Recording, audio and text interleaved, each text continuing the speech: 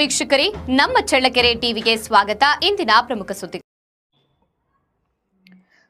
ರಾಜ್ಯ ಬಾಲಭವನ ಸೊಸೈಟಿ, ಜಿಲ್ಲಾ ಪಂಚಾಯಿತಿ, ಮಹಿಳಾ ಮತ್ತು ಮಕ್ಕಳ ಅಭಿವೃದ್ಧಿ ಇಲಾಖೆ ಹಾಗೂ ಜಿಲ್ಲಾ ಬಾಲಭವನ ಸಮಿತಿ ಸಂಯುಕ್ತಾಶ್ರಯದಲ್ಲಿ ನಗರದ ಬಾಲಭವನದಲ್ಲಿ ಆಯೋಜಿಸಿದ್ದ 15 ದಿನಗಳ ಮಕ್ಕಳ ಬೇಸಿಗೆ ಶಿಬಿರದ ಸಮಾರೋಪ ಸಮಾರಂಭ ಗುರುವಾರ ನಡೆಯಿತು.